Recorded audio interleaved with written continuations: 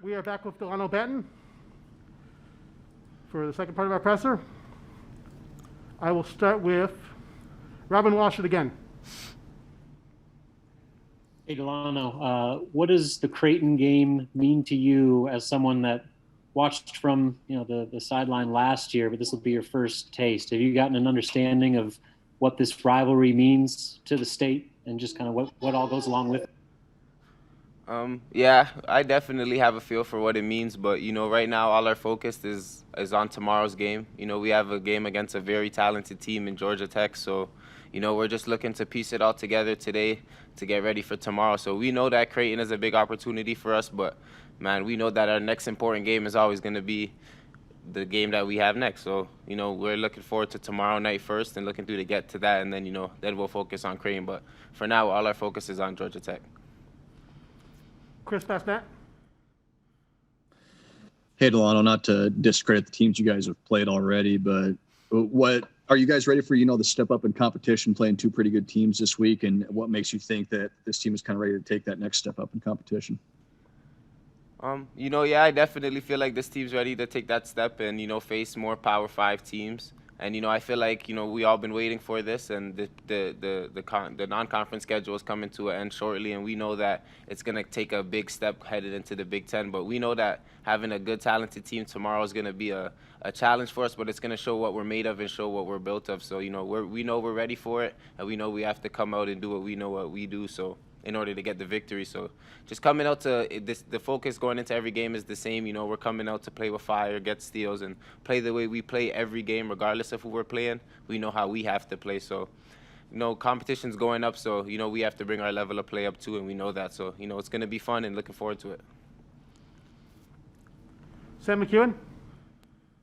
Hey, what jumped out at you about Georgia Tech's win over Kentucky? I'm sure you watched that tape along with last year's game, but what jumped out at you about the way they played against Kentucky?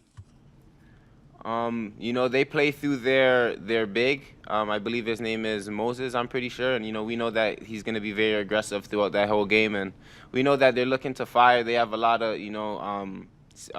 guards that have been there for a while, and, they've been there for a while, so they have experience, man. And we know that we're going to have to do what we have to do. So play defense beyond ball and be in our helps, knowing that, we do give up size and not having that big out there with our 5 guards starting the game. But, man, just knowing that we're going to have to play the way we play in order to come out with a victory, and that we're going to have to do it together. And for the whole 40 minutes, whether through the adversity, through the fire, we're going to have to stick together. And whenever we're needed to be together most, that's when we're going to have to do it in order to come out with the victory.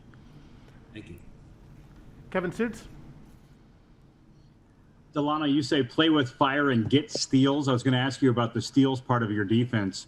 Is that a mentality thing, or is that just a byproduct of you guys having so much length on the floor at one time, as is often the case? Coach Doc always preaches to us, if we buy in, then it's going to happen. So just having our hands up, all the times, the ball will come to you, man. Or just being in the right spot, somebody will dribble into you. So it's just having to be bought into what we know we have to do on defense. And if we're all bought in for the whole 40 minutes, then, we're going to get the steals that we do get and be able to run, which is our main goal, is to run and play with place and play in transition. So we know that everything's going to start from the defensive end, and we're just going to do what we know what to do and be in our right position to help run and get the offense we want to get. Robin Washut. Hey, Don, I know you didn't play against Georgia Tech last year, but defensively, they forced 18 turnovers against Nebraska and then blocked 8 shots. Thor was mentioning the 1-3-1 that they sprinkled in there. What do they bring to the table defensively that makes them such a challenge from your observation?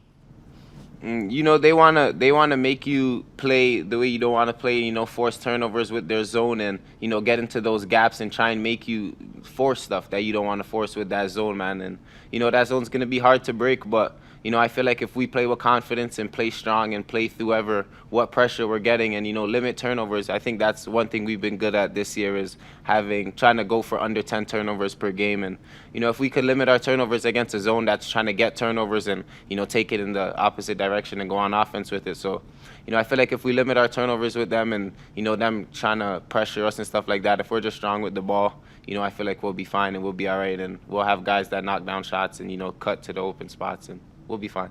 We'll be good. Anything else for Dalano?